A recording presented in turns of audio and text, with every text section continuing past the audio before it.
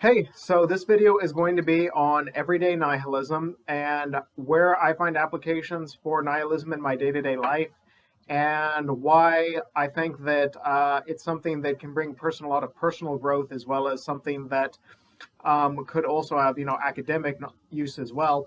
But before I get into that, as you may have noticed, that's the other reason I'm making this video. I have a new Joker suit. This one is actually not just some cheapo I bought off Amazon. This one, it's actually more like a real suit in some ways. It's fits more normally. It feels more like clothes, not like cardboard like the last one I bought felt like. So it's a huge improvement. I think now I'll look a little bit more like a little bit less like a joke when I do some of these videos on nihilism. But anyways, now getting back to the video's main topic. As you probably noticed thus far, I do not have an academic knowledge of nihilism. I've read a good deal of Nietzsche. I'm, really much further in my understanding of atheism than I am of nihilism. However, I have internalized probably the first and most crucial step of nihilism and understanding where it has application in day-to-day life, which is why I'm making these videos, because I recognize that this will be probably one of the most important things that I explore throughout my life. And I've already derived tremendous personal application from understanding it. And even before I really had an understanding of nihilism, I can see the role that it was playing in my life a long time ago, which is why I've decided to make a series of videos about it, and why I've decided to use this as a tool both to teach and to learn from others about nihilism. To kind of clarify to you what I mean by, my own personal understanding of nihilism and how it started to benefit me, there's been thus far philosophically three big breakthroughs I've had. I'm currently 31 in life. And the first one I had when I was a late teen, and in my first some years of college, which was when I began to realize that the fundamentalist ideas of Christianity were very much flawed. I didn't necessarily become an atheist, but I began to realize that nobody other than just a handful of people were interpreting the church's teachings or the Bible's teachings literally, anyways. So that trying to interpret them, biblical literalism, and trying to interpret the church's teachings literally were a completely flawed way of thinking, even if I was a Christian. And I was beginning to basically learn the value of disregarding religion to at least some extent. And I was basically a secular or non-practicing Christian for some years. Then came the next step when I became a full atheist in my mid to late 20s.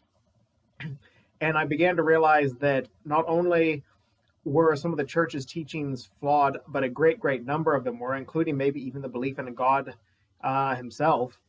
And also, I began to realize that many socially liberal positions that I formerly rejected were beginning to make a lot more sense to me, such as some feminist teachings, some liberal pro-LGBTQ rights teachings, some humanistic teachings. And that was a huge breakthrough for me as well. And also beginning to embrace even some forms of democratic socialism, which I'd previously rejected in life, thinking that it equated to communism. So there was a number of things that kind of came all in once when I became an atheist, and it was probably the biggest breakthrough I've had. But I think the third one I had, which I had in my late 30s, when I was having to research atheism and nihilism more thoroughly in order to debate and go back and forth with some of the Christians in my life who were trying to reimpose Christianity on me, I had an enormous breakthrough in nihilism and my understanding of it from the stress and from the intensive research that was beget from that experience. And it was basically when I realized that nihilism was not, at least as Nietzsche taught it, supposed to necessarily deny that there could be no values or meaning in life, which is what I'd originally thought when I'd read him, and had, of course, disregarded that. And also, it is not that there couldn't even be absolute meanings or values in life, but it is the idea, or at least the theory, that there potentially are no objective ideas or objective morals or ideas in life that are absolute. And quite possibly most things are subjective, and quite possibly everything is.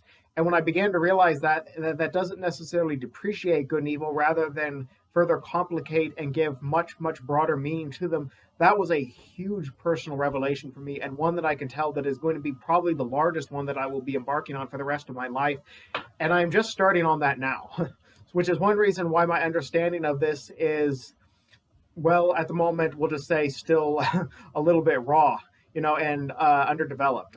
In fact, that's why I probably know about as much. If I understood on an academic level in the same way I understand the Joker's thoughts on nihilism, I would probably be ready to have a PhD and write a book on it.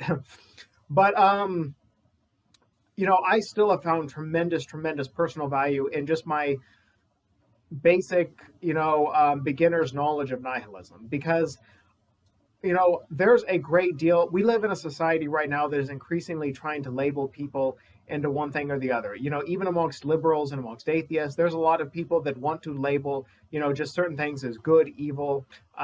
They would want to put a lot of, more liberal and politically correct ideas up on a pedestal where they are completely and totally infallible. And while there's a lot of these ideas are not inherently bad, like things like not being not being racist, not being sexist, not being anti-LGBTQ rights. I mean, these are not completely flawed. I mean, they're not always under all circumstances incorruptible. And for example, taking the Me Too movement, on the issue of sexism.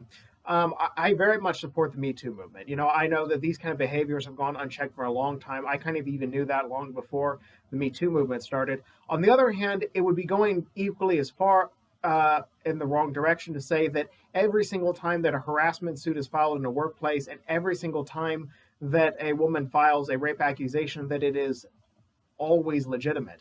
And I have heard people on the left and liberals say that, and I know that is also not the case. There are, in fact, at my first year at the University of Arkansas, there were rape allegations filed against a basketball player, which basically took him out for the first year. There was one of our top players for, our D1 SEC schools team, and it was later filed. Or it was later found out that the girl's accusations had been largely made up. She had been under the influence as well as drugged at the party, and he had not touched her. She had made up the accusations entirely. Now, does that mean that all accusations are made up? No, it doesn't. Does that mean that every woman does not deserve to be heard? No, it doesn't. I believe fully on both of those and support the Me Too movement.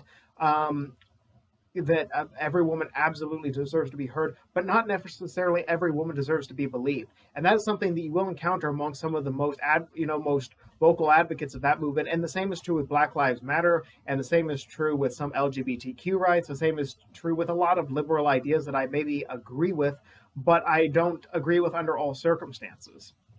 Um, so, I mean, and of course, now you're thinking, what does this have to do with nihilism? Well, nihilism, there's more of a I understand the spirit of nihilism and the pragmatic use of seeing everything subjectively, because when you see everything subjectively, you begin to realize that you begin to look beyond good and evil, and you begin to see that everything is very, very much situational, every ethical situation, and you begin to not lump everything into just pure black and white situations, which can be tremendously beneficial for filtering out a world that wants you to label everything that is opposed to it as evil and everything that is within its ideology as good, particularly within our hyper uh, divided political environment here in the United States between the two political parties, which are currently at basically war with each other. There is a tremendous, tremendous amount of value to seeing the world with the level of reason and lack of bias that having nihilism within your worldviews can uh, can come from internalizing it on even the most basic level. And now I know for those that have a very good understanding of nihilism, they're probably thinking, well, this in many ways ignores many facets of nihilism. And of course it does. There's many areas of nihilism that I am just beginning my study of, like metaphysical nihilism, cosmic nihilism.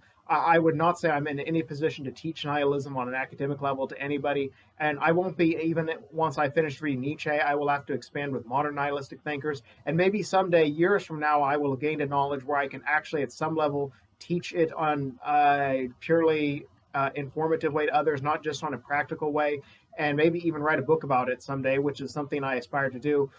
But nihilism, just understanding that first level of it, which to me was one of the biggest personal philosophical revelations of my life, which I think will be a huge tool to me going forward, is akin to when I first became a liberal secular Christian, and then when I first became an atheist. In the long run, I think will give me much broader potential to grow as an atheist, as a liberal, or as a human being, or as anything, because when you begin to realize that there could be no objective meanings at all in life and could be no objective morals whatsoever, you are much more quick to question any leader, any philosopher or anyone who tries to tell you that they have all the answers and tries to force those answers onto your life, be they a priest, be they a teacher, be they a boss, be they a family member, a friend, anybody. And that is something that is hugely lacking in today's world, even amongst liberals, and especially amongst a lot of people that are traditionalists and conservatives.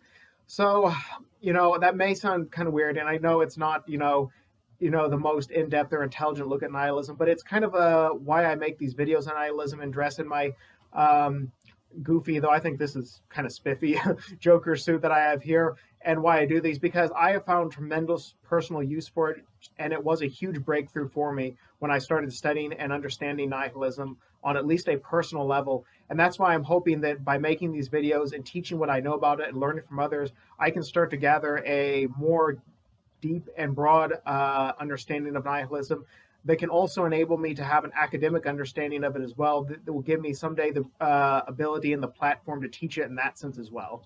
So that was just why I kind of want to make this video.